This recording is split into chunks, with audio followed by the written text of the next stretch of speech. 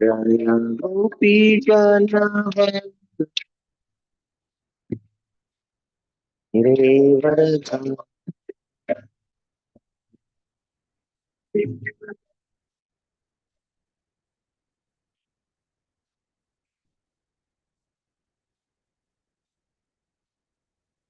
योधनन्दन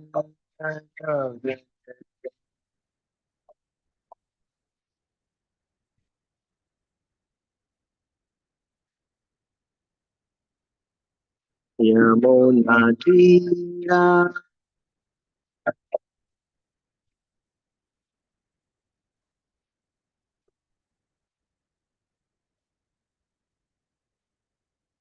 जय राम कुंज विहार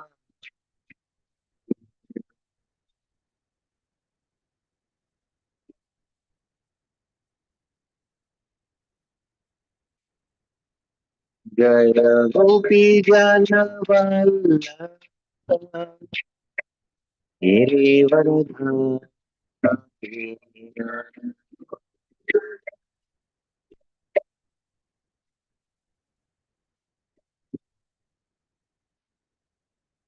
यशोदनन्दन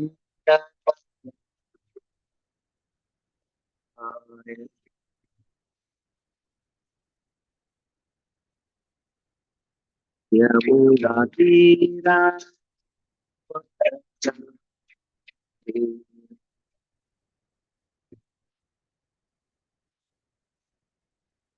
गंगाधर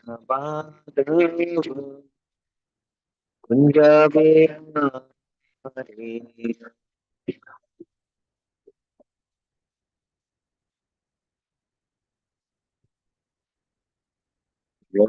राधा माधव कुंज बिहारी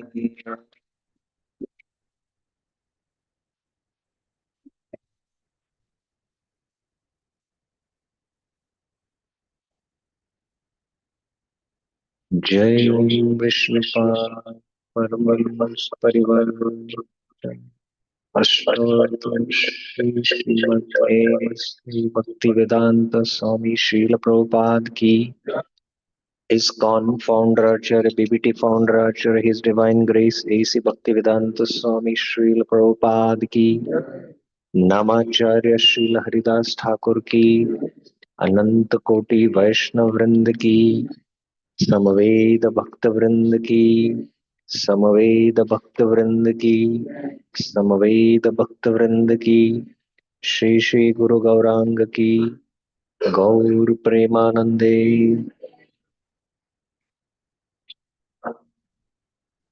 ओम नमो भगवते वासुदेवाय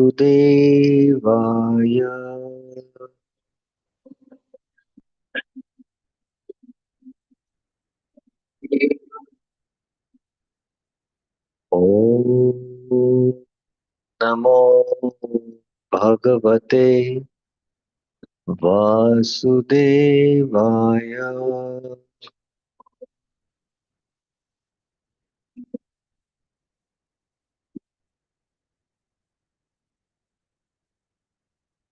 all can sing in the same meter and the same tune. Kindly take a deep breath.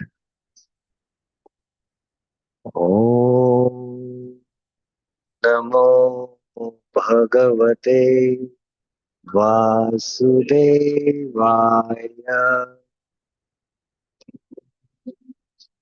Namo Bhagavate Vasudevaya. Om Namo Bhagavate Vasudevaya. That's sufficient. 3 times.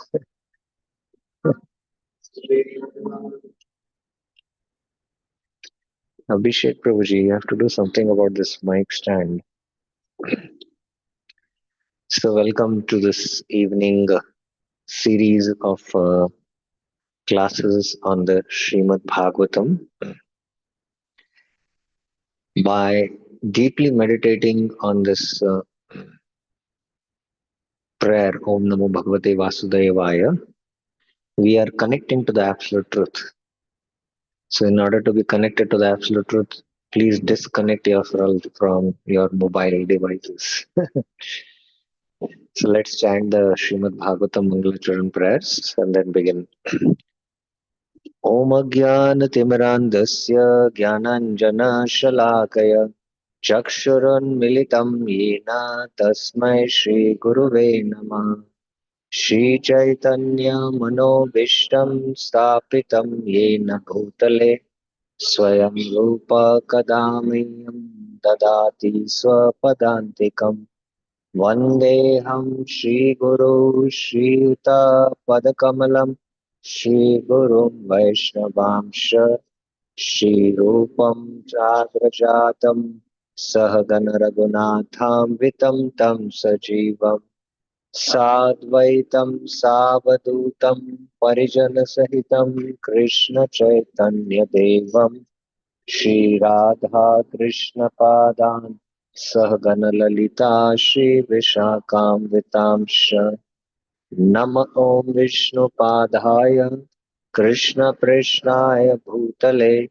Srimate Bhakti Vedanta Swaminiti Namine Namaste Saraswate Deve Gauravani Pracharini Nirvishesha Shunyavadi Paschatya Deshatarini He Krishna Karuna Sindhu Dinabandhu Jagatpate Gopesha Gopika Kanta Radha Kanta Namastute Tapta Kanchana Gaurangi Radhe Vrindavaneshwari Vrishabhanusute Devi Pranamami Hari Priye Vancha kalpatarubhasya kripa sindhubheva cha patitanam pavanebhyo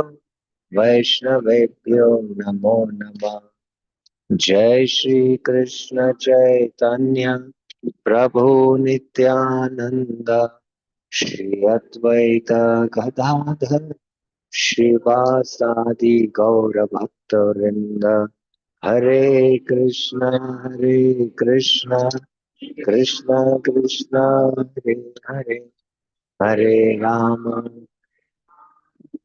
Rama Rama, Hare Hare.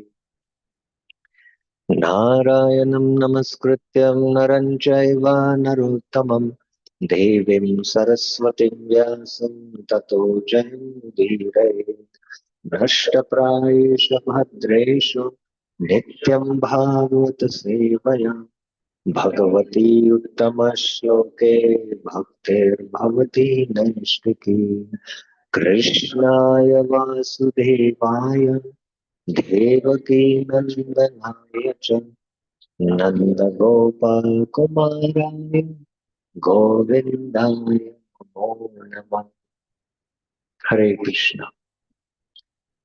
So from today onwards, for the next 4 days, Tuesday, Wednesday, Thursday, and Friday, in these 4 days, we will be covering, we'll try to cover and complete what is called as the Bhagavat Dharma series. This is from the Srimad Bhagavatam, first canto, second chapter, verses 6 to 22. Now, just want to know how many of you who are sitting here in the audience are chanting 16 rounds? Raise your hands. Okay, most of you. How many of you are practicing and chanting 16 rounds for the last 5 years? Raise your hands. Oh, she doesn't look to be 5 year old, but she's raising her hand.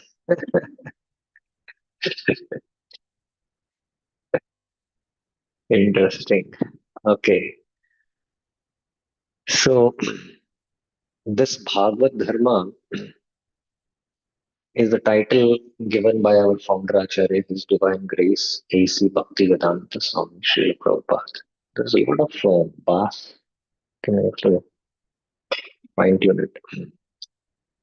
And Srila Prabhupada himself gave this series of lectures in New Vrindavan in 1972. And this was titled as the Bhagavad Dharma series. And it is later on that this lectures were transcribed and now it is in the form of a book.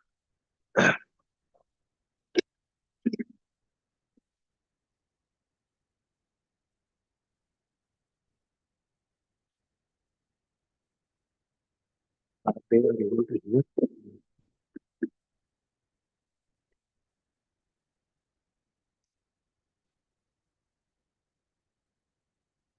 uh,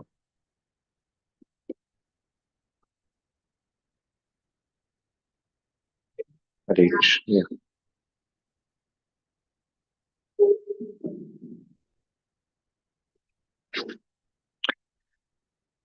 So this is in the form of a book. Anyone knows which is that book?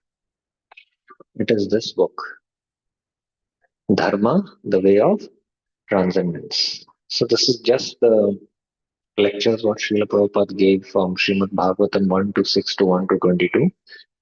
And it is transcribed and now it is in the form of book. Still, there is some kind of a bas.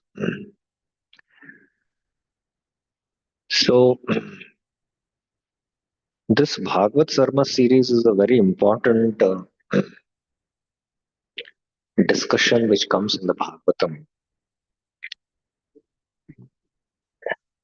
There is some background disturbance. Somebody, I'm hearing. I think somebody is speaking.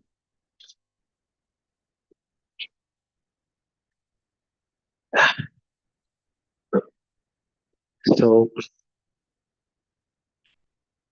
where was I? This Bhagavad Dharma series is a very, very important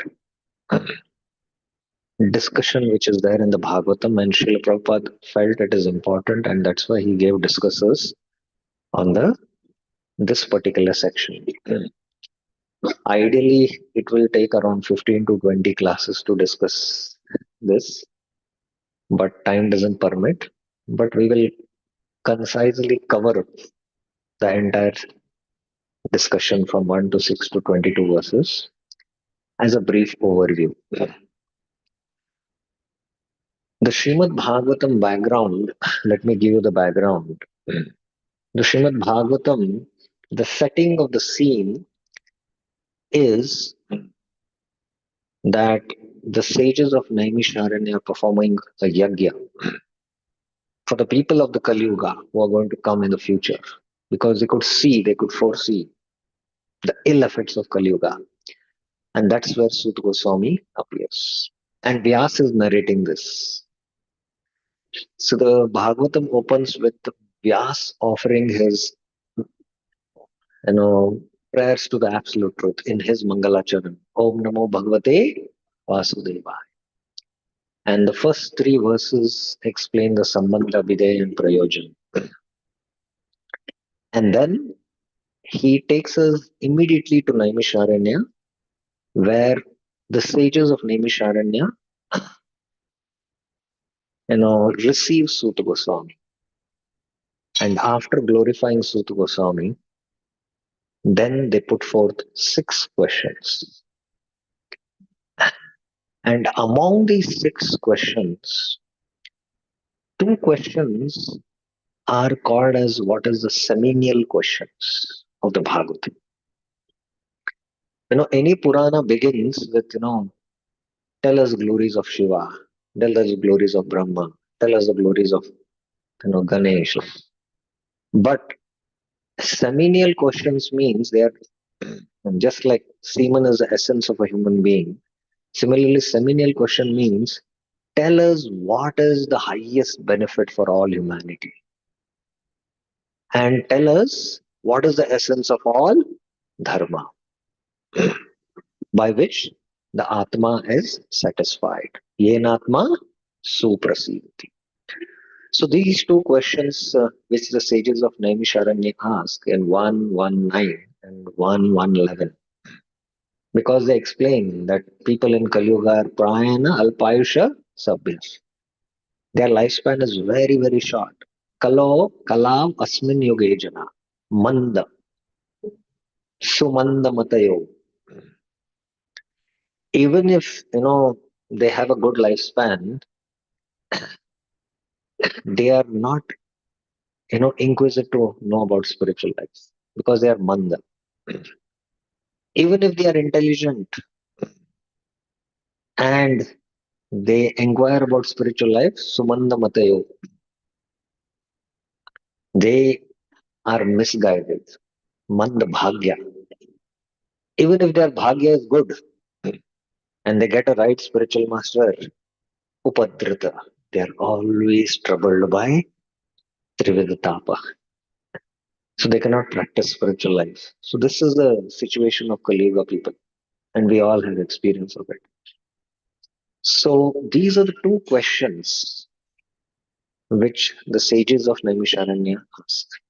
The remaining questions are directly to do with, why did Krishna take birth as a son of Vasudeva and Dharti? They are asking about Krishna. Explain Krishna's Leela avatars, Purusha avatars. And then Krishna is now left to his abode, where is Dharma and Gyan taken shelter. But the first two questions are what are called as the seminal questions of the Bhagavatam. And these two questions are answered in this Bhagavad Dharma series.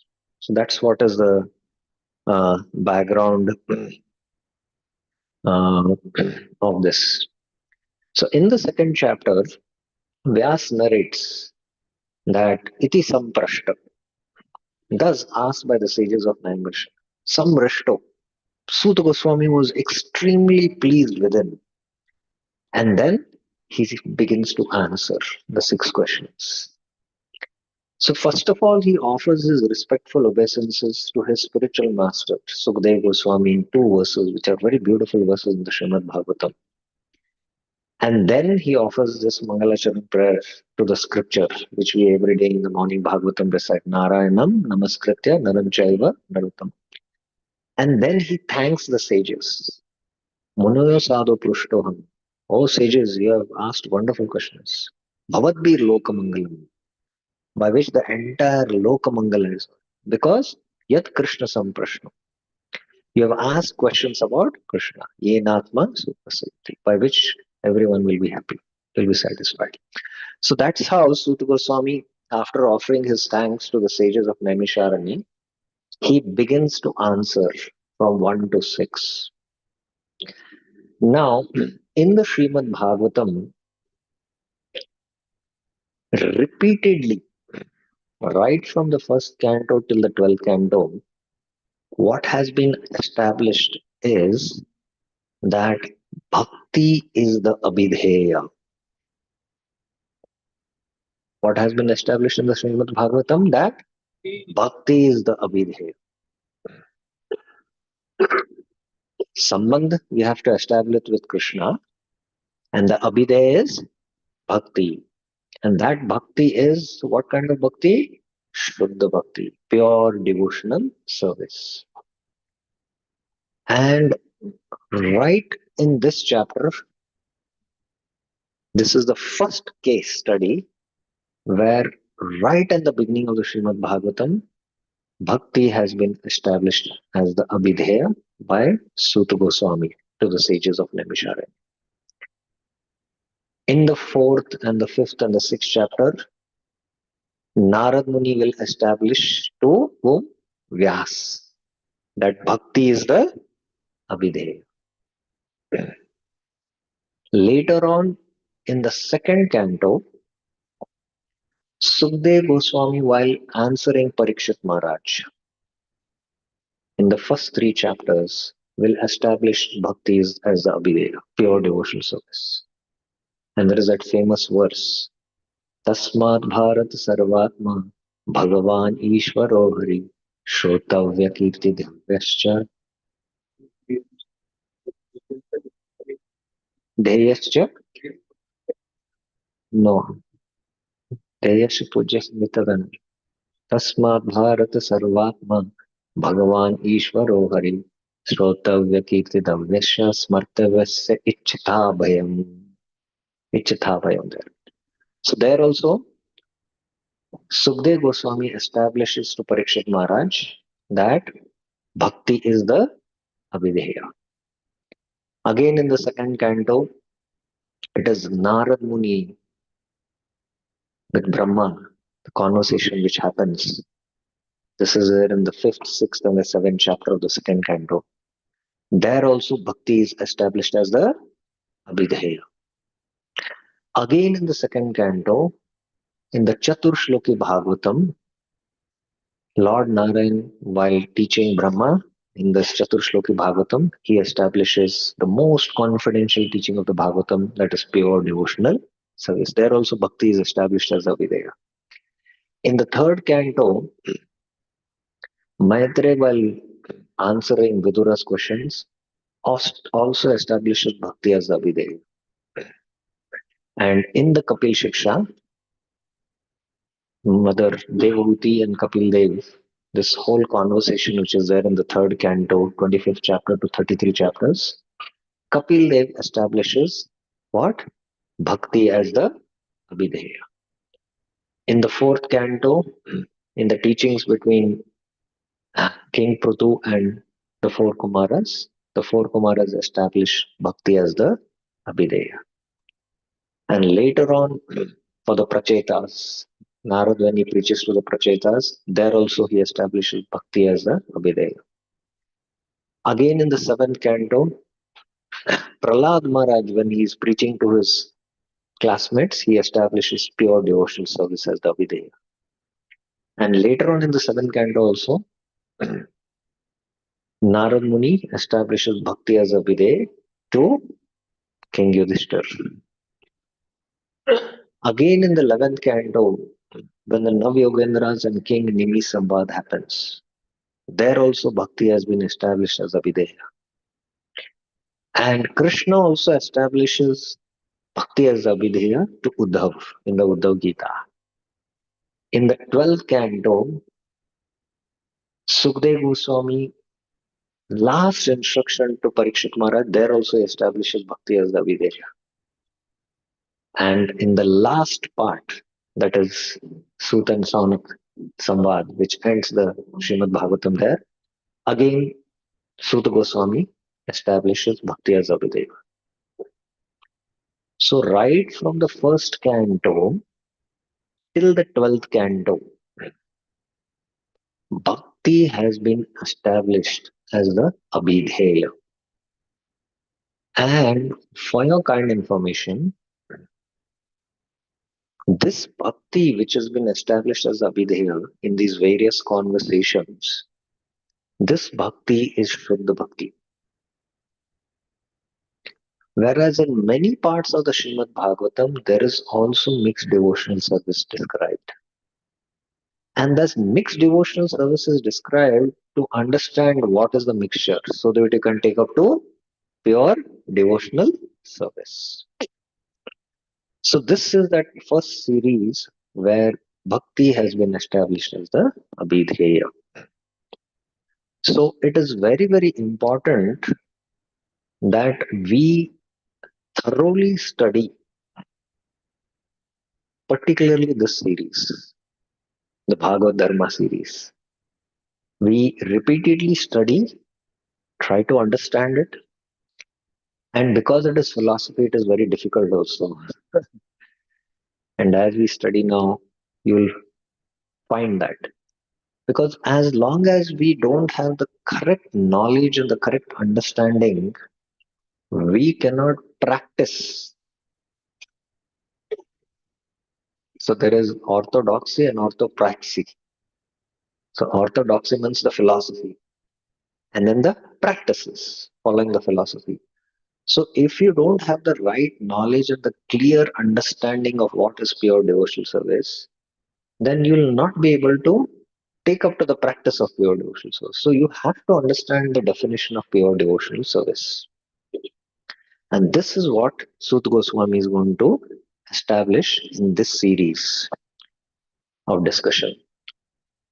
And especially the Bhagavad Dharma series. The Bhagavad Dharma series is there in the form of a story of how a devotee took up to Shuddha Bhakti and perfected his life. And that is there in the Narad Vyas Samvad, which is in the fourth, fifth, and the sixth chapters. So there, this is not Narad Muni. This is Narad Muni in his previous life as a son of a maid servant.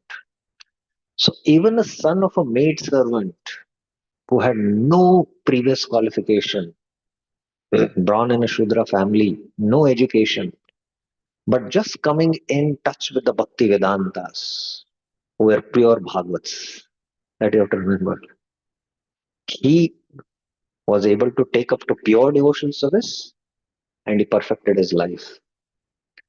So that is a source of inspiration for us. So the philosophical discussion which is there in the Bhagavad Dharma series and the classic example which is of Narad Muni in his previous life as a son of a maid servant. So one should repeatedly study these discussions and then with the clear understanding of the Sambandha Gyan and the philosophical understanding, then when one practices bhakti, then he can attain perfection. So we'll begin this discussion now. We will all together recite the verses, and some are explanations which I have given, and some I will be drawing. If you want, you can note down then. Okay. And since for each verse, time doesn't permit us to go into question, answers, and discussion, I'll not be able to take it up. So if you have questions on each of the verses, you note down. Maybe make a mental note or note down. Only at the end of the class, we will take up the questions. Okay. I know even if we start the first verse, you know, major class will go in question answers. But I have, limited time and I have to cover these four verses today. But we will give time to question answers also. And later on also, if you have question answers, we can discuss. Okay. So let's begin with this. Savai pumsam paro dharmo yato bhaktiradokshage ahetuk apratihata yayatma suprasidati. So Sut Goswami is answering in this beginning verse that what is the highest benefit, ekanta share for all living beings, and what is the essence of all scriptures by which the Atma can be satisfied. So this is answering, and his answer uh, is not exactly only these two verses. The whole discussion till verse 22, and we will see that flow with the flow of the Bhagavatam, how he establishes that. So Savai Pumsan Paro Dharma, the supreme dharma for all human beings. Pumsan, it is mentioned here. Because the dharma in the form of Gyan Yoga or the dharma in the form of Ashtanga Yoga, it's not meant for all human beings. You need to have qualification for it. But for bhakti, you don't need any previous qualification. For Gyan and Ashtanga, you have to be self-realized. You should have performed Nishkama Karma Yoga and you should have become a Sthita Pragya. You should have been a self-realized person. Then you can take up to the path of Gyan Sadhana or Ashtanga Sadhana. There is Adhikar required. For Bhakti, to take up to Bhakti, mm, there is no Adhikar required. The only Adhikar is that you should be a human being. Narmatrasya. And the glory of Bhakti is that even, jivas and animal species also can practice and attain perfection. That is the glory of Bhakti. So that's why Savai Pumsa, the supreme dharma for all living beings. Paro dharma. Paro dharma or para dharma. This para has become paro here in the verse. Now please note down that the supreme dharma for all living beings is sadhana bhakti. And sadhana bhakti has been said to be what? Parodharma. So sadhana bhakti means Shuddha bhakti. Sadhana bhakti means what? Shuddha bhakti. Yato bhaktir adokshaje. Yator bhaktir adokshaje means is that by which prema bhakti to the Lord arises. Now please understand this. Second line of the verse. Bhakti here in the second line means prema bhakti. Bhakti in the second line here means what? Bhakti means prema bhakti. So when you will get prema bhakti when you practice sadhana bhakti. So sadhana bhakti leads to prema bhakti or sadhana bhakti leads to sadhya bhakti. Sadhana bhakti leads to sadhya bhakti. So yato bhakti, bhakti here means sadhya bhakti.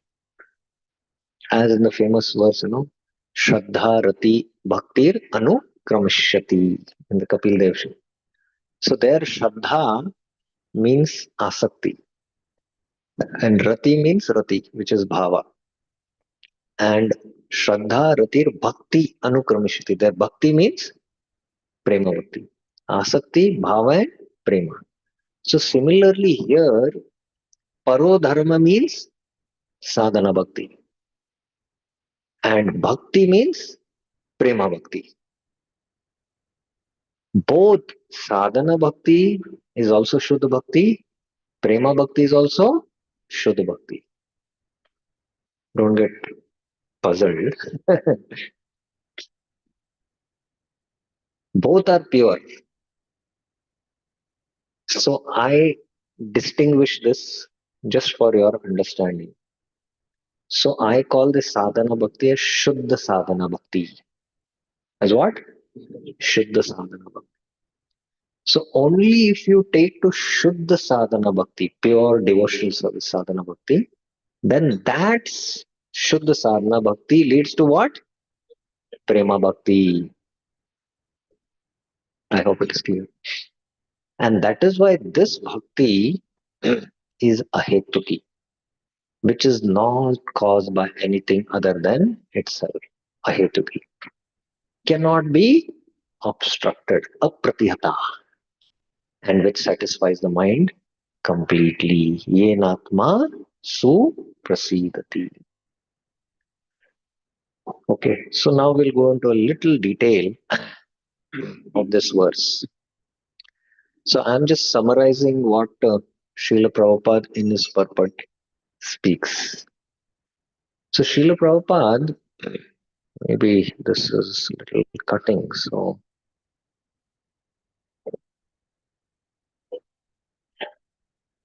yeah. Srila Prabhupada mentions there are different types of dharma. There is para dharma and apara dharma. There is para vidya and apara vidya. Para vidya refers to pure devotional service, and apara vidya refers to mixed devotional service or the devotional service within the varnashram. And within that, aparadharma, there is the pravritti marg and the nivritti marg. The pravritti marg is the path of sense enjoyment, dharma, artha, kama, leading up to swarga or up to satyaloka. But the nivritti marg is the path of renunciation, which is the path of Jnana Yoga or Ashtanga Yoga, which ultimately leads to liberation. So Prabhupada explains that there is superior dharma and inferior dharma. So that can you all keep your mobiles in silent, please?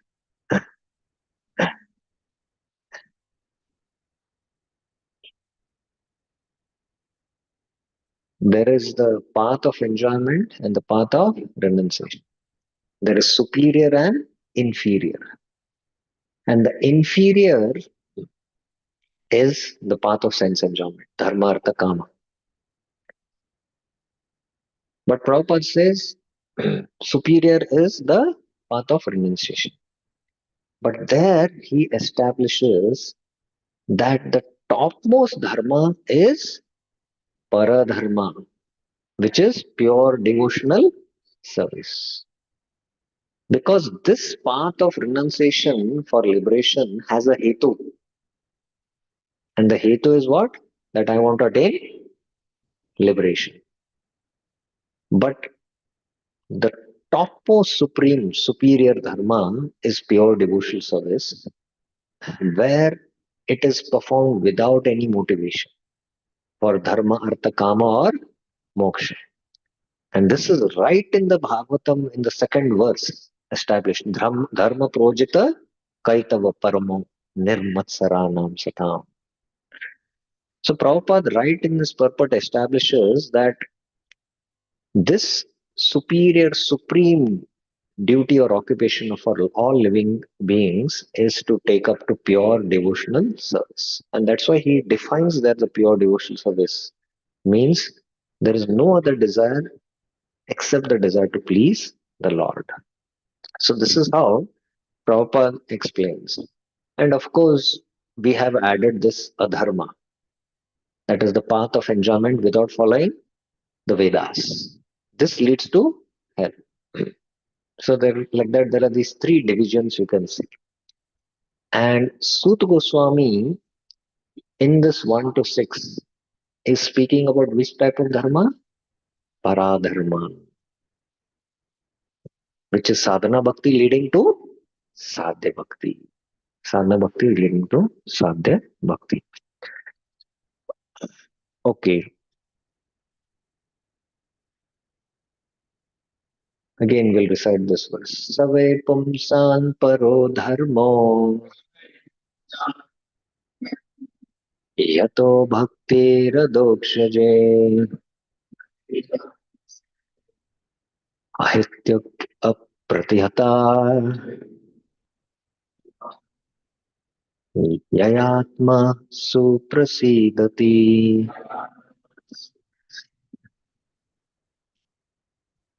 So, does anyone have a watch? I want to see the time because it's here this side. Okay. Can you give me a watch, somebody? So, I don't know whether I'll be able to draw it.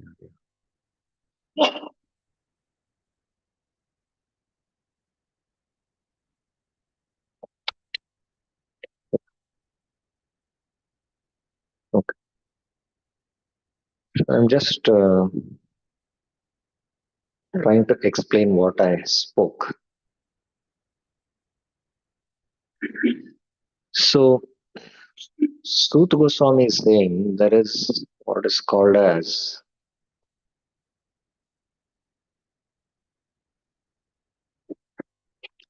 Paradharma.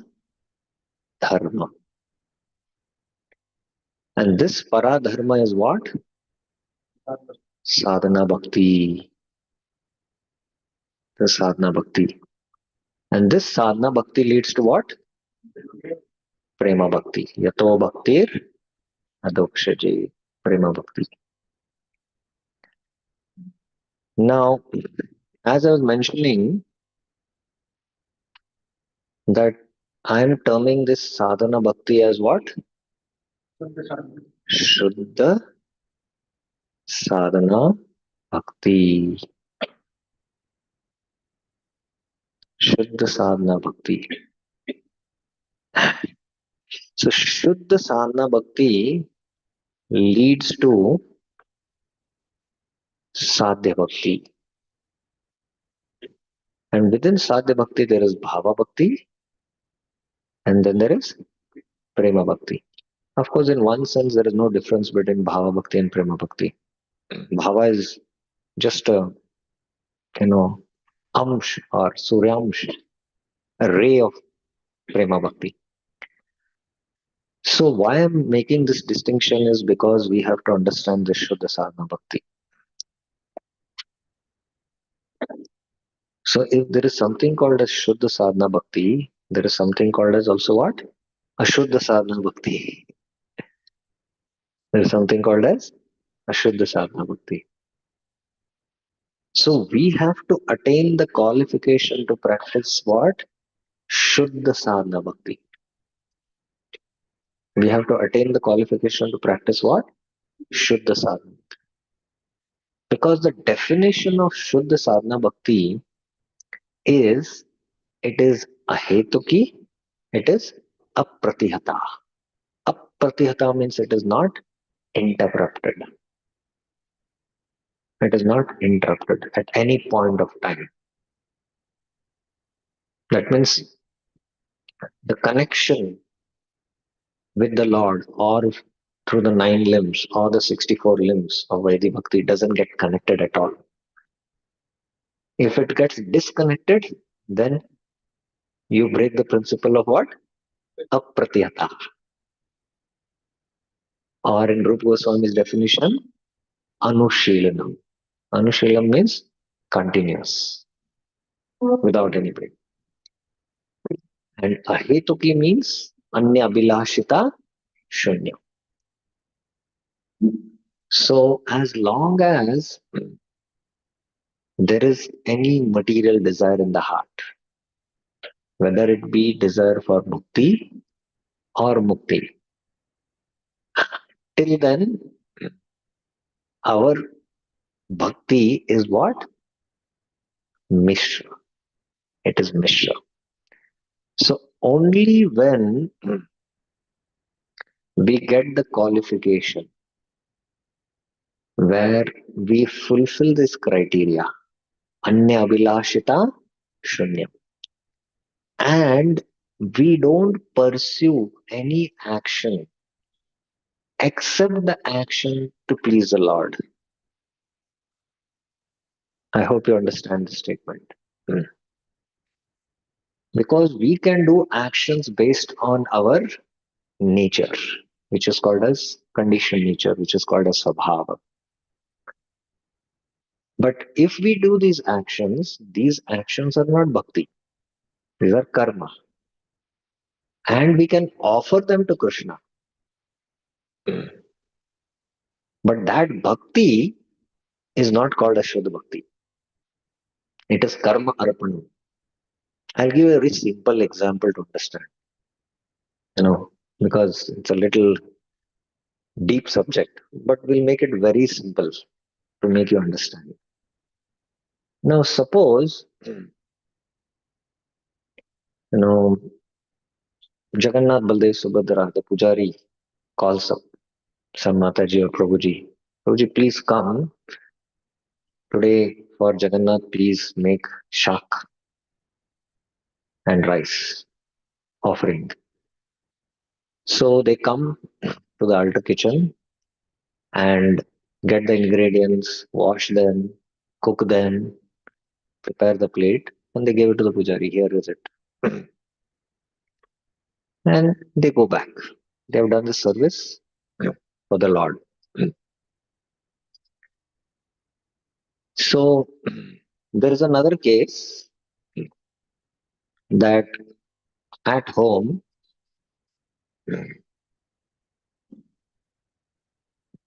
the devotee wants to have pizza.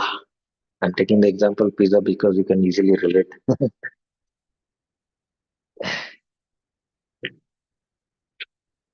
So you prepare the pizza, you get the ingredients, you prepare the pizza, and after making the pizza, you offer it to in your home deities Jagannath, Baldev, Subhadra, and then you have the pizza. Okay. Now both these activities look similar, but is there any difference? Who will tell us? Let us see. Raise your hands. One, two, three. Let us hear from the Matajis. Would like to answer?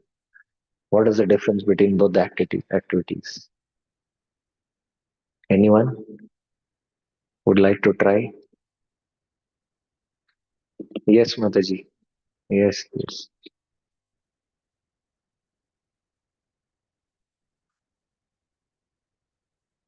हरे कृष्ण बोलो। प्रभु मैं हिंदी में बोलूंगी। हाँ बोलिए।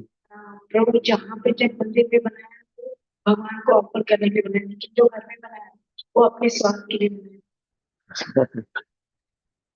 So the difference is that Jagannath's desire is expressed through the pujari, that Jagannath wants to have rice and shak. And to please Jagannath, you come, all the actions what you do of cooking, washing, cleaning the vegetables and then, making the preparation, all that activity constitutes bhakti. And you don't have any desire from the pujari that, after it is offered, please offer it to me also. On the other hand, I have a desire to eat pizza. I have a desire to eat pizza. So I go to the shop, buy the ingredients, cook. All these actions are not at all bhakti. They are simply karma. They are what? Karma. And after preparing the pizza, you offer it. You do karma and you do arpanam. Then it becomes bhakti, and that bhakti is Mishra Bhakti. That bhakti is what? Mishra Bhakti. So, as long as we have the subtle conditioning of the Sabhava, till then, our bhakti remains what? Mixed. So, when one takes to sadhana bhakti, he is a Shuddha Bhakta. Bhakti leads to what? Bhakti. Bhaktya sanjayate bhaktya. So, one bhakti is called as sadhana bhakti, other bhakti is called as prema bhakti or sadhya bhakti. There is no difference between the two. So when one takes to Shuddha Sadhana Bhakti, he is a pure devotee. That Shuddha Sadhana Bhakti leads to Prema Bhakti. It's just a stage. It's just a stage.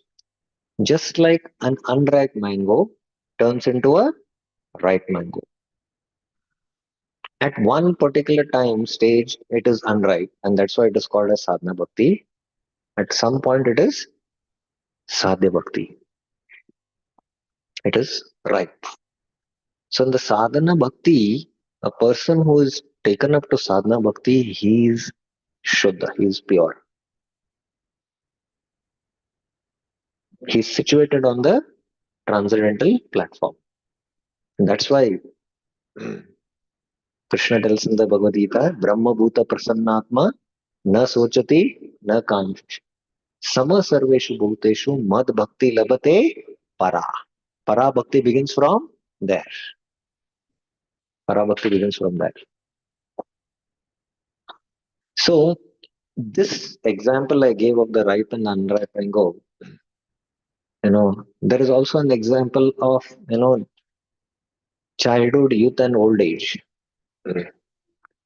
These are just the stages of the age he goes through, a person, but the person is the same. But this is not the case with, uncooked rice and cooked rice, or this is not the case with mud and pot. Mud and pot. The mud transforms into a pot. It no more remains as what? Mud. You don't say, oh, go and get the mud. You say, you go and get the pot. So, sadhana bhakti and sadha bhakti, there is absolutely no difference. It's just one stage. It's unripe mango, it turns immediately to ripe mango. Both are pure. So, this is what, Sudha Goswami is trying to establish in this verse.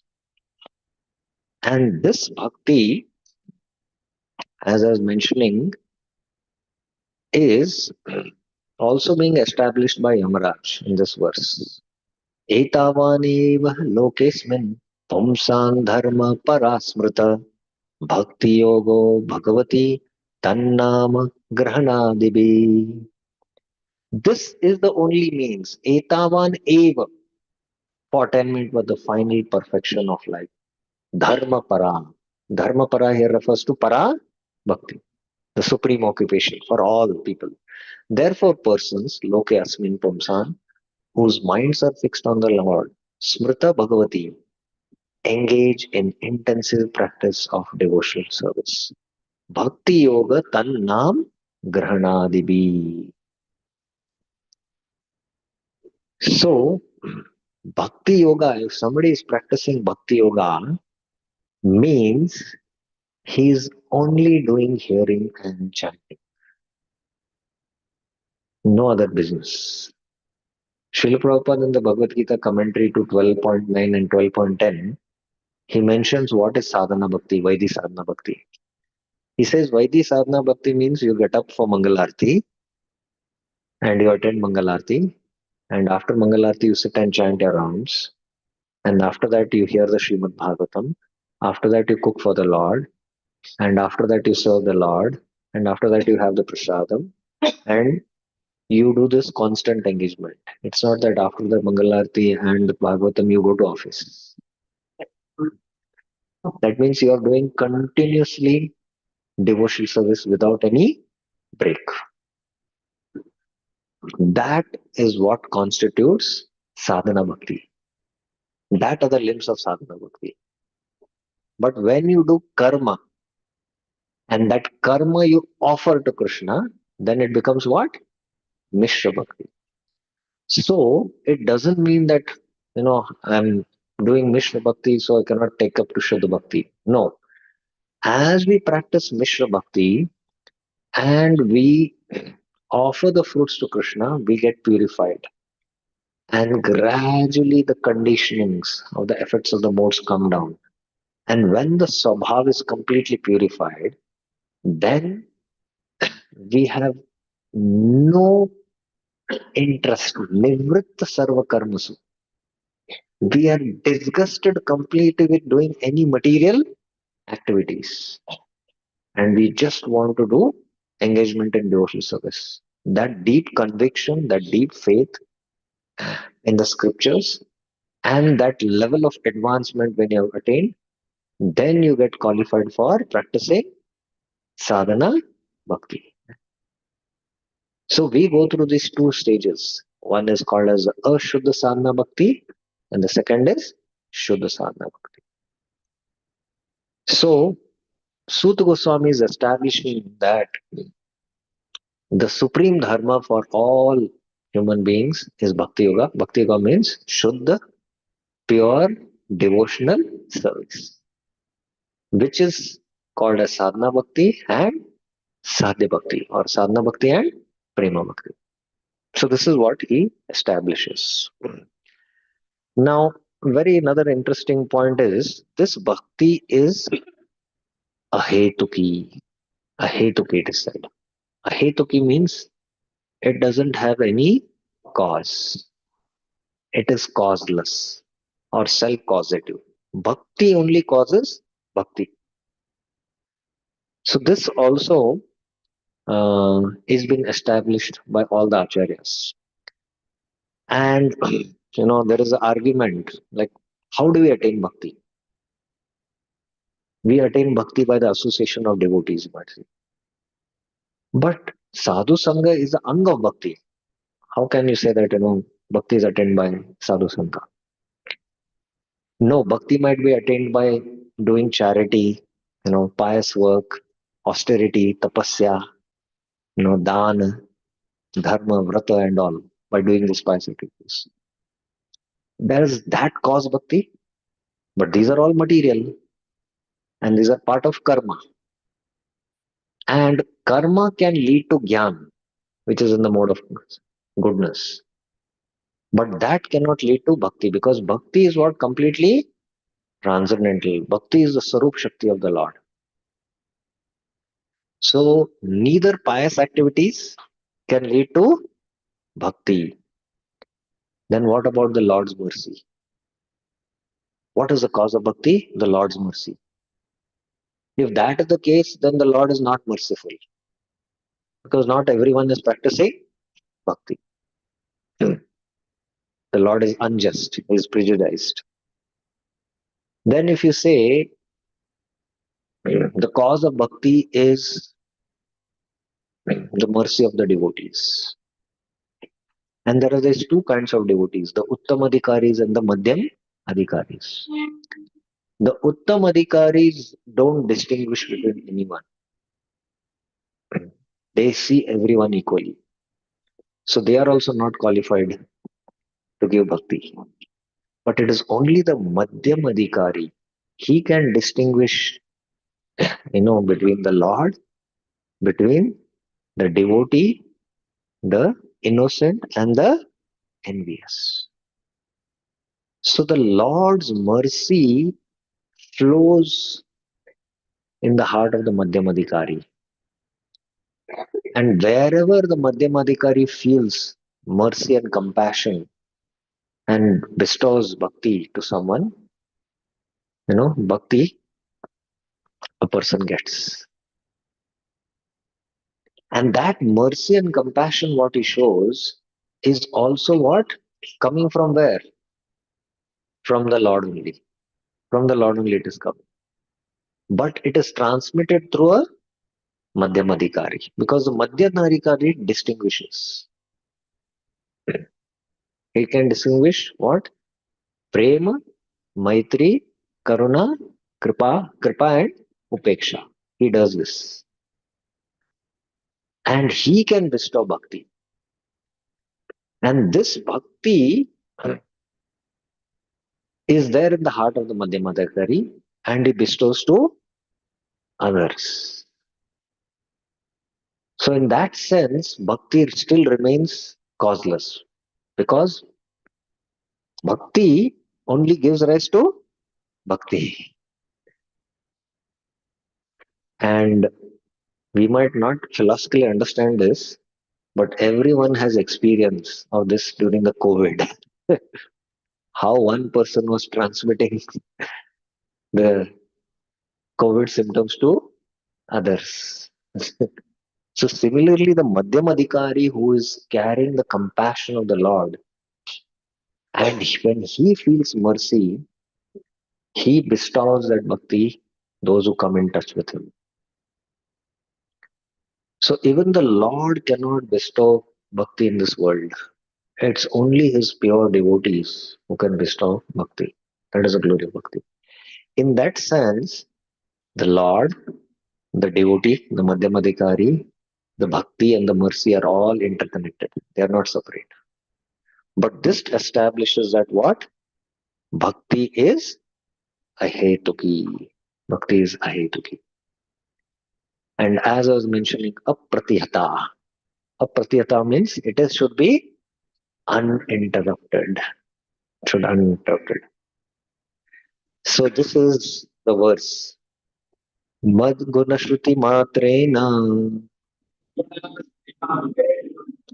मयि सर्वगुहाशय मनोगतिर् अविच्छन्ना यथा गंगाम्बसोऽम्बुदो. Just as the water of the Ganges flows naturally down towards the ocean. Yatha Ganga Ambaso Abbudo. Such devotional ecstasy, Mad Guna Shruti Matrina, uninterrupted by any material condition, Manogatir Avichanna, flows towards the Supreme Lord. Mai Sarva Guasha. So, this verse very clearly mentions what is the qualification who is practicing Shuddha Bhakti. That his mind doesn't flow to anything material. It just flows only towards Krishna. Now, why the mind flows towards any material things in this world? It is because of the samskars, the impressions in the subtle body. And that is why there is attraction to the material world. and the material things and the material objects. But this kind of a devotee, his mind doesn't flow towards anything material, it only flows towards Krishna. Just as the Ganges, when it starts hmm, there in the Himalayas, Gomukh, right? From there, it straight flows towards what? The ocean. And the Ganga cannot be obstructed by any external impediments. No big rocks, huge trees. The Ganga breaks that and flows. So one thing is there about the Ganga that no external impediments can stop its flow, nor the river holds on something for herself. 100% that offering is there. And that is what is called as Sarvadharman Parityaj. So this is the qualification of somebody who is practicing Shuddha Bhakti. And this is at the stage of sadhana. And this kind of sadhana bhakti leads to sadhya bhakti. So this is what is being established here by Suta Goswami. Now let's go to the next verse. Vasudeve Bhagavati Bhakti Yoga Prayojita Janityashu Vairagyam Jnanam Cha Yad Ahetukam. Now again it is very interesting. This verse is explaining Vasudeve Bhagavati. Bhakti Yoga Prayojita. Bhakti Yoga dedicated to Lord Krishna, Vasudeva Bhagavati. Endowed with special moods, Prayojita. Prayojita here means that Bhakti which has attained Prayojan. Bhakti which has attained Prayojan. And what is the term I use for Prayojan or Sadhana Bhakti? What I said when it gets right, it said Sadhya Bhakti. And within Sadhya Bhakti, I said there are two divisions. What is it? Bhava Bhakti and Prema Bhakti. So, Bhakti to Vasudev, which has attained the stage of Bhava Bhakti. Are you getting this point? By the practice of Sadhana Bhakti, you have attained the goal. That is Sadhya Bhakti. And within Sadhya Bhakti, I said what it is? Bhava Bhakti. So only in the stage of Bhava Bhakti, we are situated in Rasa with Krishna. That is why it is mentioned endowed with special moods. Dasya, Sakya, Vatsalya and Madhuri. So only when sadhana bhakti reaches its goal, prayojan of sadhya, specifically bhava bhakti here, then what? Janeti ashu vairagyam. Quickly produces detachment from material goals and knowledge of the Lord, devoid of desire for liberation. Jnanam cha yad ahetukam. Now, I've been wondering since last 20 years that I'm trying to practice bhakti. I'm trying. I'm not attained any detachment of this material world. And I was wondering because we are practicing bhakti. But this verse is saying what? Janeti asho vara. Very quickly one attains what? Detachment. So what is the reason? I was also thinking, what is the reason that we have been, at least I'm speaking about myself that I'm practicing bhakti, but I've not attained any detachment from this world. You know, I don't know about you all, but I'm speaking for myself. Then I realized after studying this verse that bhakti has not attained what? Prayojan. Forget that bhakti attaining prayojan. That bhakti has to begin with what? Shuddha sadhana bhakti. Because Shuddha sadhana bhakti very quickly produces sadhya bhakti. Very quickly. So only when our bhakti attains prayojan, very immediately you develop complete detachment and what? Knowledge. Now, knowledge means knowledge about the Lord's name, forms, qualities, and pastimes. Knowledge here doesn't mean Gyan doesn't mean that which leads to liberation. That is why Sut Goswami says, Jnanam cha yad ahetukam. This Gyan is a hetu. There is no hetu in it. Whereas the Gyanis who practice Gyan, they have a hetu. What is their hetu? To attain liberation. But this Gyan is Jnanam cha yad hetukam. So now we are all attaining Gyan. Yes? About Bhakti. But this Gyan is Bhagavat Sambandha Gyan. Because by this Gyan, you will attain more devotion. And with that devotion, you will practice more devotion. And with that devotion, you will get more devotion. And with that, you will get more devotion. So this Gyan doesn't lead to what? Liberation. So that is why Suta Goswami says, Jnanam cha yad ahetukam. So this is a very, very important verse.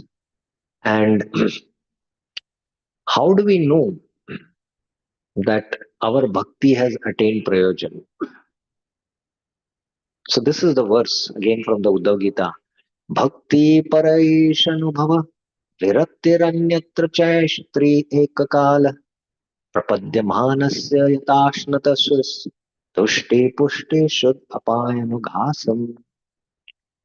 So here bhakti means again what? Sadhya bhakti. Because only in Sadhya bhakti para isha anubhav. There is direct experience of the Lord's name, fame, qualities, and pastimes. Only that produces what? Virakti, complete detachment. Virakti anyatra chaisha trika ekakala. So, bhakti, para isha anubhav, and what? Virakti. These are the three things. Bhakti here means what? Not Shuddha Sadhana Bhakti, it is Bhava Bhakti or Prema Bhakti. And there is Isha Anubhav, direct experience of the Lord. And then there is what? Virakti. And just like with the morsel of food, there is what? Tushti, Pushti, and Shuddhapayan. Shuddhapayan means the hunger is mitigated with every morsel. So all these three things happen simultaneously. Yes? So we all have experience while taking prasad. If we are feeling hungry, then when we take prasad, our hunger is mitigated. There is satisfaction, and then there is what? Pushti. If you are feeling weak, you gain strength, right?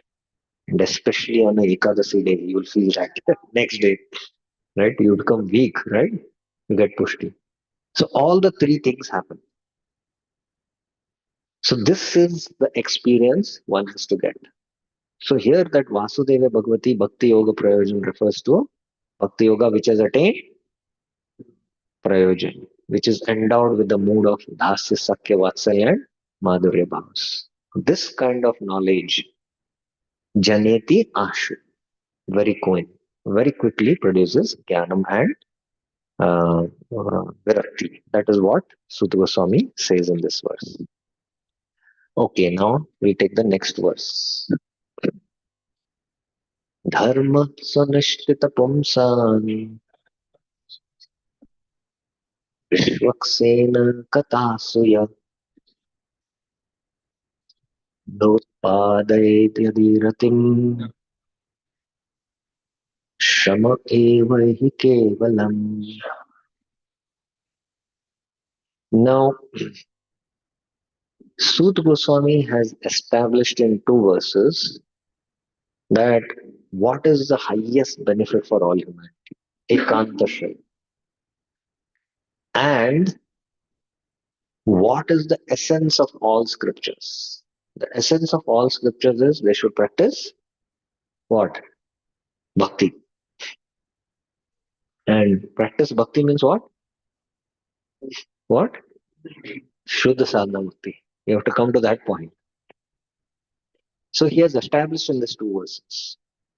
Now this is called in Sanskrit as establishing a thing by positive inference, which is called as anvaya.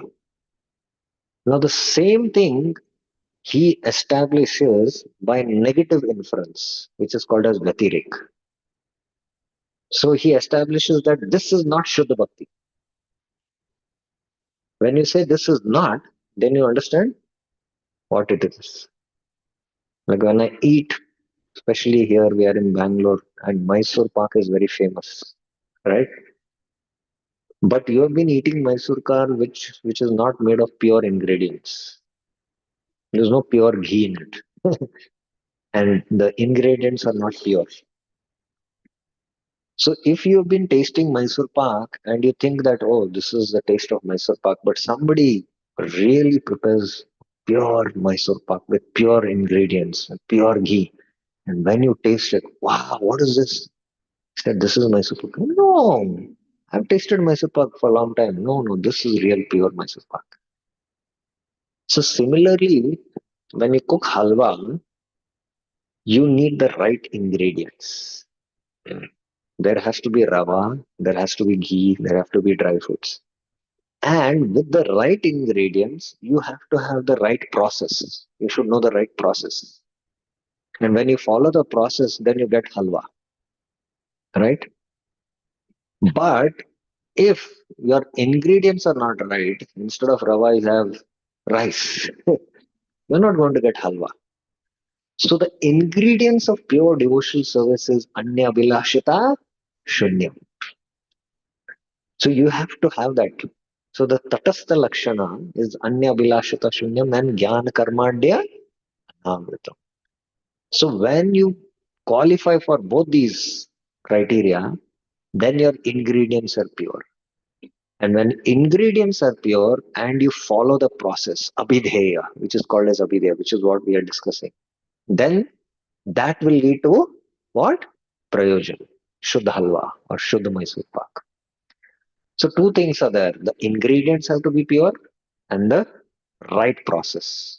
So that is what Shuddha Goswami. Now he's establishing by what? Negative influence, Vyatirik. What is not Shuddha Bhakti? He is establishing that Varnashram is not Shuddha Bhakti.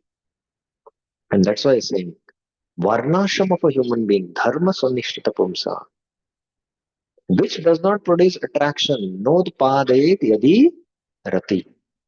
For topics of Lord, Vishwaksena Katasuya is only wasted effort. Shama eva hi kevalam. So if somebody says Varnashram is Shuddha Bhakti, Sud Goswami is, negating that here. No. If you are situated in Varnashram and you do not develop attraction for hearing the Lord's topics, then all your following of Varnashram is what? Shama. After saying Shama, he doesn't stop. Eva, certainly he says. After that, he doesn't stop. He says, very certainly. And it is Kevalam, he says. It's completely a waste of time. So with three of these, adjectives, he establishes that it is completely a waste of time. You meticulously do all your varnashram duties, but situated in your varnashram, if you don't develop rati, attraction for hearing the Lord topics, then your life is a waste. So here, let us try to understand this. We are situated in three bodies. One is the soul, which is spiritual. Then there is the subtle body. And then there is the gross body. So the subtle body is where our swabhava, our conditioned nature is there. You know, We have unlimited impressions and we are born with a particular nature, Prakriti, Swabhava. Now, how do I know what type of actions I'm inclined to? Everyone in this world is inclined to particular kind of actions to do, right? Somebody wants to be a businessman, somebody wants to be a scientist, somebody wants to be, so many things, right? Everyone has a particular mental inclination. So, if one wants to know what is his swabhava, see what type of activities he is inclined to. Swakarma. So, from the swakarma, one can understand what? One's swabhava. If somebody is inclined to do business, then his nature is of a Vaishya, right? Yes, that's his swabhava. And based on that, the Varnashram has the Brahmana, Dharma, Kshatriya, and the Vaishya. Correct? So this is Varnashram. But devotional service is the service of the soul towards the supreme soul. Right? This is pure devotional service. So although we come in touch with bhakti and we start the practices of bhakti, but the what? The conditioned nature is there, right? And this conditioned nature has to be purified. And when we are completely purified of the conditioned nature and being situated transcendently, then the soul's natural nature to perform pure devotional service begins. So Varnashram is the best vehicle to take up to pure devotional service. Because situated in Varnashram, one leads a pure life and doesn't commit any sins. And being situated in that kind of a atmosphere, you're naturally inclined for philosophical discourses, you're naturally leading a dharmic life. So you're naturally respectful to sadhus and you're hearing Harikatha. And hearing such Harikatha, you will develop attraction for Harikatha. And being situated in a Varnashram, you continue to hear Harikatha. And when your faith is completely deep, and you're no more interested in doing any material activities. At that time, you can give up and completely take up to what? Only pure devotional service. Tavat karmani kurvita, what? Nirvinna na nirvidyete yavat. Mat kata shavanado shraddhayavan na jayate. In the Uddhav Gita, Krishna says. Tavat karmani kurvita. Means you do your activities, as long as what? You're not disgusted with material activities. And hearing my katha, mat katha shavanado, your faith has not fully matured. Shraddha yavan najayat. So here this Shraddha, the Acharyas explain, this Shraddha means this is Shraddha Shabde Vishwas Sudrida Nishchay. Krishna Bhakti Kale Sarva Karma Krita. Now if I tell some of the devotees here, I'm speaking of the congregation, okay, don't worry about your family. Krishna will take care. Just come in the temple and stay. Krishna will take care of the maintenance of your family. Will you have that much faith that Krishna will take care? No, I have to take care of my family. You know. So because that faith, that deep faith, or forget about this. Even if I'm going from one city to another city, and I don't make any arrangement for my food, prasad, no calling any devotee and telling, please get me there. No, I'll just do my bhajan. Krishna will take care. How many of us have that kind of faith? Ananyaschintayanto mam ye jana paripasate tesham nitya abhiyuktanam yogakshemam vahamyam. So this is Ananya Bhakti. Ananya means na anya. Na anya means not worshipping anyone else except the Lord, not worshipping any different gods. Ananya also means not taking up any other path like karma, jnana, ashtanga, but only practicing bhakti yoga. And ananya means that the mind doesn't go to any other thought except Krishna. That is Ananya Bhakti. So we all come to Krishna consciousness and start practicing Krishna consciousness. But we have our conditioned nature. And as far as possible, we should do the core devotional activities more and more, like hearing and chanting, attending, doing the deity worship, or reading Bhagavad Gita, Bhagavatam. These are all Navida Bhakti. But at the same time, we do conditional activities for the maintenance of the body and all. And we have our, sabhava. So all these activities should go parallelly. And the more we hear Harikatha, the more we get attracted to Harikatha, the conditional activities will gradually subside. And when we develop complete attraction to Harikatha and we have, taken care of all our maintenance, means maintenance because Sabha means conditions, body means, taking care of the maintenance of the body and all other aspects. And we have developed that complete faith in Krishna. Then what happens? Then there is, entry door for what? Practice of Shuddha Sadhana Bhakti. So that is what uh, is a little explanation I'm just giving. But what Sut Goswami is establishing here is that Varnashram, if you are practicing according to your Swabhava, and you have not developed Harikatha, taste for Harikatha, then all your practice of Varnashram is what? Shrama Evahi Kevalam.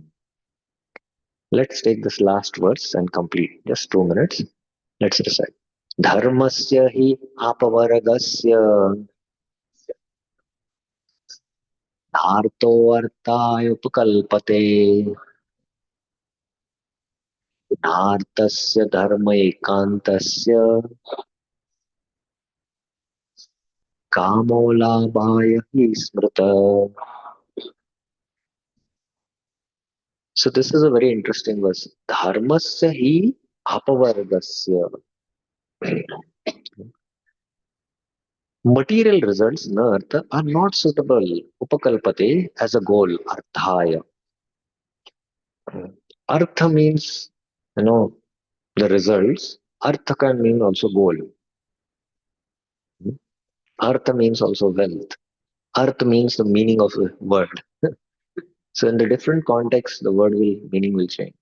For a person dedicated to the higher spiritual goals, dharmasya hi apavargasya. Attainment of material assets, arthasya, is not the desire of a person, kamo labhahi smrita, who is dedicated to the higher path, dharma ekantasya. So what this verse is saying, that dharma in the form of hearing and chanting. Dharma in the form of what? Hearing and chanting. Dharmasya hi apavarga. Apavarga here means prema bhakti. Apavarga here means what? Prema bhakti. Or dharma can also mean for the jnanis and yogis. They are also aiming what? Liberation. They are also aiming what? Liberation. That's also called as apavarga, yes? So those who are have this higher goal in mind. So they are what? Dharma ekanta. They are one pointed. Dharma ekantasya. So it is a natural thing that when you follow dharma, artha and kama will come. Even if you are practicing bhakti, artha and kama will come. Please remember that. And that's why Chaitanya Mahaprabhu is saying what? Na dhanam, na janam, na sundarim, kavitam va jagadish kami. Now it is not coming, so you don't realize it. But when you start practicing Shuddha Bhakti, it will start coming. Following will start coming automatically. Wealth will start coming. So when wealth comes, then the tendency is what? To earth comes, then what will we do? Kam. So that's why na artha arthaya upakalpate. Kamo labha hi smrita. It is not. So dharma, artha, kama, and moksha. These go step by step. But one who is dharma ekantasya, one who is dharma ekantasya, he knows that artha is not meant for kama. Whereas one who is in the varnashram, he does dharma, from dharma comes artha, from artha comes what? Kama. And after kama is fulfilled, again he does what? Dharma. So he follows this cycle. But one with the goal of apavarga, he what? He performs sadhana bhakti with the goal for attaining sadhya bhakti. That is apavarga for a devotee. And for a jnani or a yogi, the jnani practices yama and niyam with the desire to attain liberation. There is hetu but still. And the yogi also does yama and niyam with a desire to attain liberation. But please remember, both the jnani and the yogi don't fall to the trap of what? Artha and kama. That's the point here. That's why by negative inference, Sudha Goswami is going to prove in this series of verses. So here I put dharma, shama, dama for the jnani, yama and niyam for the yogis, hearing and chanting for devotees. Apavarga is liberation for the jnani and yogi, and from a prema bhakti for the devotee. So the jnanis and yogis, that's why they are detached from this world. And that's why they don't want to, accept anything from this material because it will entangle this. They might use something which comes, you know, in the service, what is required for bare maintenance. But they are always detached because they know that it can entangle us. But the devotees use all material assets for the service of the Lord and his devotees. So that's how they use all the artha, what comes in the Lord's service. So this is what Sut Goswami is discussing here. Now, this is the last verse. Now, those who follow the Varnashram, as a matter of etiquette, because they are dharmic, they go and hear from the sadhus. It doesn't mean that they have attachment to Krishna Katha. Just like a farmer in the Vedic times, he's doing agriculture, but he shows a lot of affection for the king because the land is owned by the king and he pays taxes. He shows affection for the king, but he has no affection for the king. He has affection for what? Land and what he can do. So those who are in the Varnashram, they might show that they have attachment for Harikatha, but that might not be genuine. It might not be genuine.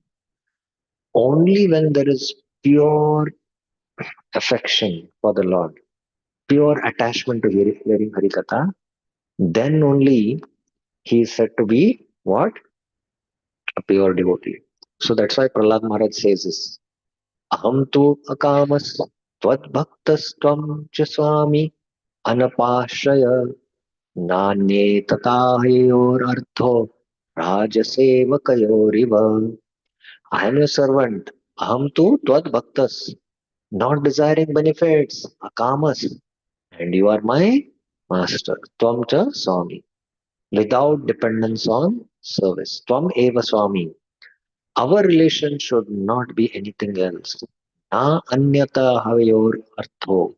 Like that of a king and a servant. Raja sevakayor iva. So this is the pure, relationship with the devotee. He always considers as what? Kainkari. I am the servant. So this devotee has what? Attachment for Harikatha. Whereas one who is in the Varnashram, he might show attachment to Harikatha. He might show, just like a farmer might show affection for the king. But it doesn't mean that he has real affection. That is not genuine. Only when there is a pure, genuine affection, then it is said to be that he has what? He's situated in Varnashram, but he's practicing pure devotional service. You can be situated in the Varnashram and practice pure devotional service. But you need not be situated in Varnashram, still you can practice pure devotional service. But the point is, Varnashram can be the best vehicle where you can practice pure devotional service. Because that environment is conducive for hearing and chanting. That is the point. Okay. So I'll stop here. And the next series of verses are connected, which we will discuss tomorrow. So any questions you have, we have few minutes, we can take up. Can you give the mic? 1, 2. Any other questions anyone has?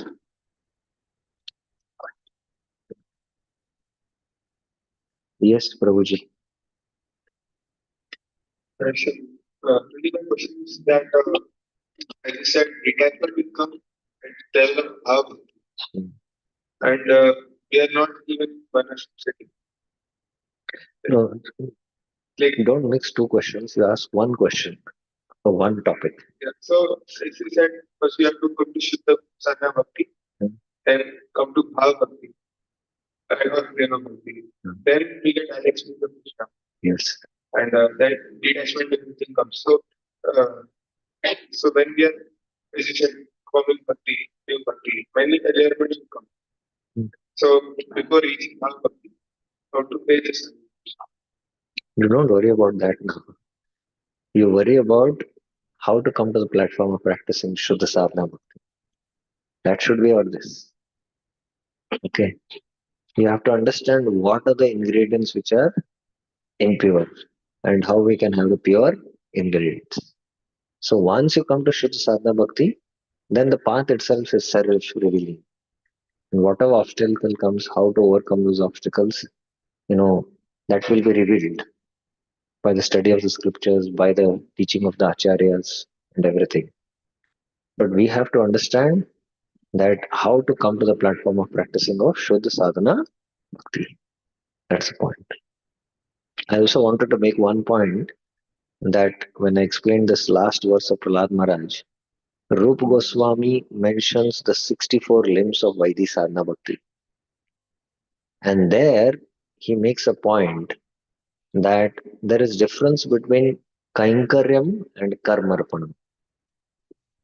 Kainkaryam and Karmarpanam. Karmarpanam is not a limb or it is not considered part of Vaidhi Bhakti, he says. You know? So within the Varnashram, you might be, doing deity worship, chanting the mantras, and you're doing all other duties. So all those other things what you do, they are not what? They are karmarpan. So they are not considered what? Vaidhi Bhakti. So he makes that distinction. Whereas Kainkaryam means what? I am doing it as a servant. I'm doing as a servant. So when we do that, in that consciousness, then it is considered what? Vaidhi. I'll give you a simple example to understand this. Let's say there is someone who is a businessman here and he's got a business setup. He sits on the chair, the office says MD post, but next to him is the DT of Balaji or Krishna or whatever it is, any Vishnu. And he's sitting as the servant and he's doing all that business for the Lord. But he's doing in that consciousness. So then all his actions, what he is doing are not karma, but it is bhakti. But he should be at that level of consciousness. Or a person who's working in the factory. He's working in the factory, Prabhupada mentions in the Gita commentary in the 18th chapter, that a person who's working in the factory, he's a sannyasi. Because he doesn't work for his maintenance, he works for the maintenance of the deities in his home. And he considers that the lords are the deities and all others in the family are their servants. And I'm also the servant of the Lord. So I work not for my family maintenance, I work for my maintenance of the deities. So with this consciousness, when one is even working in the factory, he is acting as on the level of what? Kainkaryam. So this is, you can understand, a very advanced level of consciousness. So that is the point, Kainkaryam. We have to come to that point of Kainkaryam. That Kainkaryam means, you realize that you're a what? Spirit soul. So you should be situated on the transcendental platform. As long as, you have some upadhi that I am a businessman or I am a so and so, that is upadhi not related to the soul. It is to the body and the mind. So till then there is what? Mixture. It is mixed because of the conditioning of this above. So we have to distinguish between the two, understand, and then come to the platform of Shuddha Sadhana Bhakti. Is it okay? One more question. Yes, Prabhuji.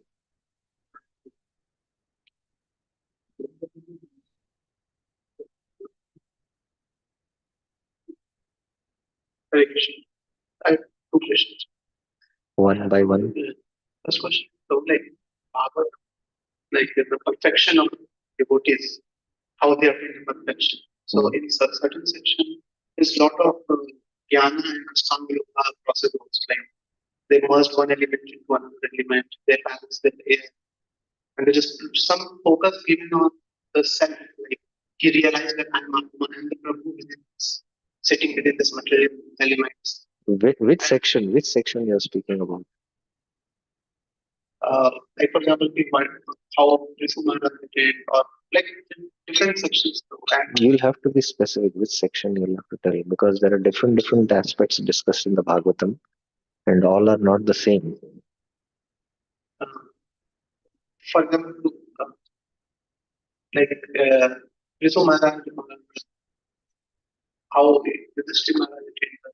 That is in the first canto, Yudhishthira Maharaj. Uh, So, like how so there are certain verses which talks about like Kapil Muni in certain verses he said bhakti jnana vairagya. He said you should have bhakti with jnana and vairagya, and then you attain the yeah, yeah. What lessons we take? I got a point. I got a point. Basically, that is what I began the class with. That first of all, you have to very clearly understand that in the Bhagavatam, what has been established is Shuddha Bhakti. And I mentioned that there are many places in the Bhagavatam where there is mixed devotional service discussed. So why the Bhagavatam, which kicks out all these Kaitava Dharma, mixed devotion also, why is then mixed devotion so much discussed in the Bhagavatam? It is discussed for us so that we can understand what is mixed devotional service and what is pure devotional service to distinguish. So in many instances, like in the second canto, there is Bhakti Mishra Yoga described. Kapil Dev discusses, first in the 25th chapter, Sadhya Bhakti. Bhakti which has attained perfection. And then he discusses Jnana and how to attain liberation by Jnana. 26 and 27. 28th chapter he discusses Ashtanga Yoga and how you can attain liberation by Ashtanga Yoga. Then after hearing all these parts, Devoti says that I feel Bhakti Yoga is practical. Now give me more details about Bhakti Yoga. So then Kapil Dev starts discussing not Bhakti Yoga first. That is Shuddha, pure devotional service. He discusses what is mixed devotional service first. And after discussing mixed devotional service, Satviki Bhakti, Rajasiki Bhakti, and Tamasiki Bhakti, then he describes what is Nirgun Bhakti. Nirgun Bhakti. So there are different, mixtures.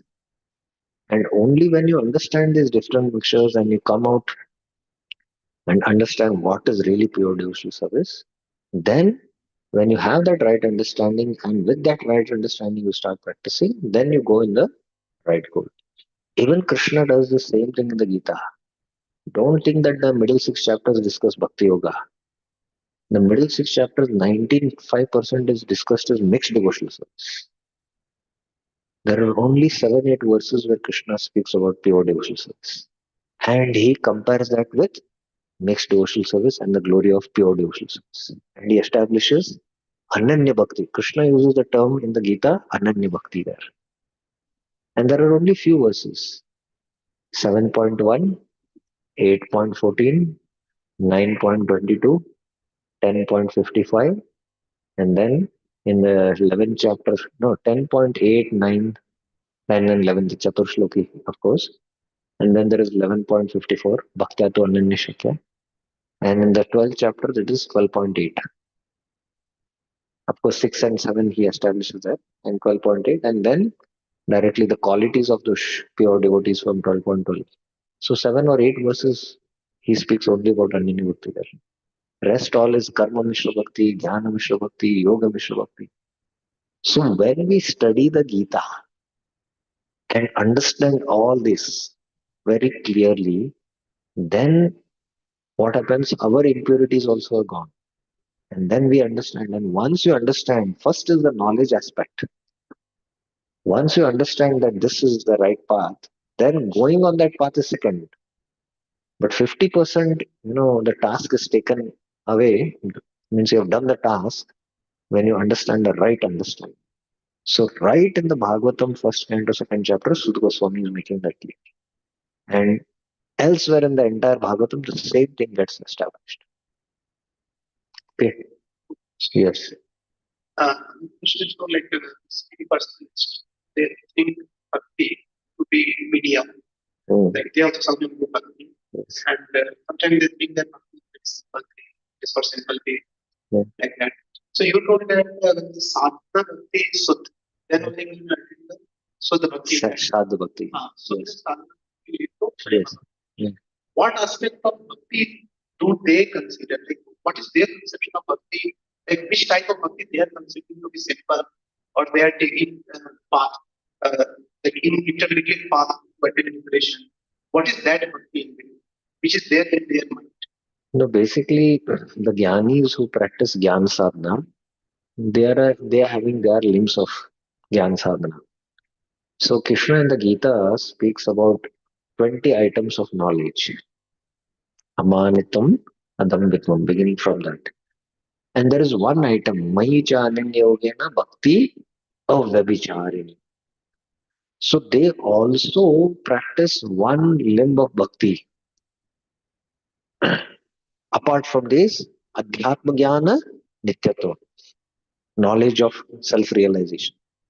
You know, so they practice that, and then there are items of Jnana and Vairagya.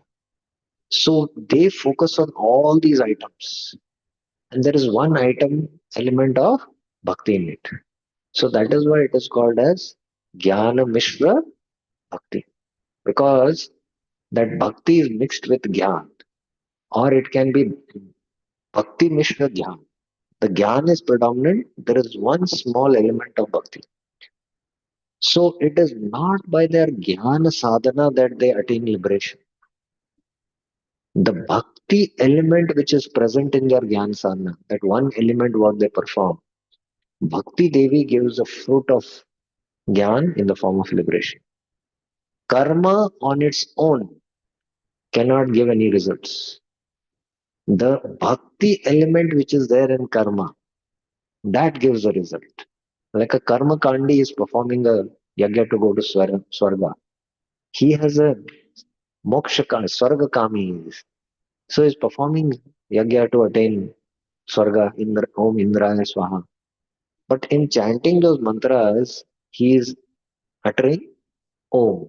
And Om is the absolute truth. So he doesn't have the understanding. So he is performing a small element of bhakti practice in that. And that bhakti gives the result of his karma in the form of result for liberation or swarga. So similarly, Gyan path also, the bhakti element which is present in Gyan gives the fruit of liberation. So that's why bhakti, should be present with Gyan or karma mixture, then only it can give results. Whereas bhakti on its own is independent and swarat like the Lord. It is self-manifested. It is the Swarup Shakti of the Lord. And it doesn't need any support of karma and jnana. So that is the glory of bhakti. And that's why Shuddha Bhakti means jnana karmadya anavritam. Okay. Thank you very, very much. Srila Prabhupada ki jai. Grantaraj Srimad Bhagavatam ki jai. Hare Krishna.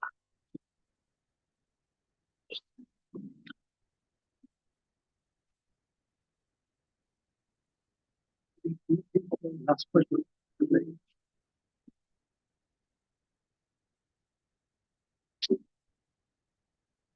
Hare Krishna. Yes. Last question. 1 second.